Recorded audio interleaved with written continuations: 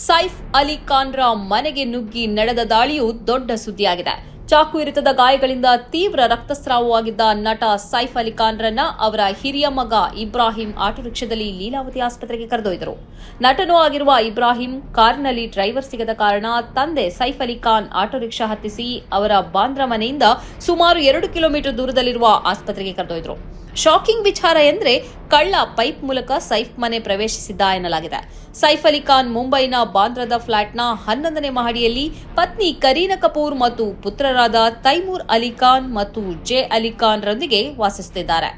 ಗುರುವಾರ ಬೆಳಗಿನ ಜಾವ 2 ಗಂಟೆ ಸುಮಾರಿಗೆ ಅಪರಿಚಿತ ವ್ಯಕ್ತಿಯೊಬ್ಬ ಮನೆಗೆ ಪ್ರವೇಶಿಸಿ ಕೆಲಸದಾಕೆಯೊಂದಿಗೆ ಮಾತಿನ ಚಕಮಕಿ ನಡೆಸಿದ್ದಾನೆ. ವಾದ ವಿವಾದ ಕೇಳಿ ಸ್ಥಳಕ್ಕೆ ಬಂದ ಸೈಫ್ ಅಲಿ ಖಾನ್ ಅಪರಿಚಿತ ವ್ಯಕ್ತಿಯನ್ನ ಶಾಂತಗೊಳಿಸಲು ಪ್ರಯತ್ನಿಸುತ್ತಿದ್ದಾಗ ದುಷ್ಕರ್ಮಿಯೊಬ್ಬ ನುಗ್ಗಿ ನಟನಿಗೆ ಚಾಕುವಿನಿಂದ ಇರಿದಿದ್ದಾನೆ ಎಂದು ಪೊಲೀಸರು ತಿಳಿಸಿದ್ದಾರೆ. 6 ಇರಿತದ ಗಾಯಗಳಾಗಿವೆ ಎಂದು ವರದಿಯಾಗಿವೆ. ಅವುಗಳಲ್ಲಿ 2 ಆಳವಾಗಿದ್ದವು ಮತ್ತು 1 ಗಾಯವು ಬೆನ್ನುಮೂಳೆಯ ಹತ್ತಿರ ಅಪಾಯಕಾರಿಯಾಗಿತ್ತು. ಗಾಯಗೊಂಡ ಸೈಫ್ ಅಲಿ ಖಾನ್ರನ್ನ ಮಧ್ಯಾಹ್ನ 3:30 ಸುಮಾರಿಗೆ ಮುಂಬೈನ ಲೀಲಾವತಿ ಆಸ್ಪತ್ರೆಗೆ ದಾಖಲಿಸಲಾಯಿತು.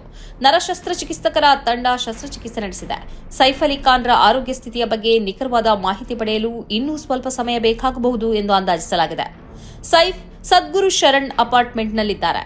5 ಬೆಡ್ರೂಮ್ ಮನೆ ಇದಾಗಿದೆ. 4 ಫ್ಲೋರ್ ಸೈಫ್ ವಾಸಿಸುತ್ತಿದ್ದಾರೆ. ಇದರ ಬೆಲೆ 100 ಕೋಟಿ ರೂಪಾಯಿಗೂ ಅಧಿಕವಾಗಿದೆ.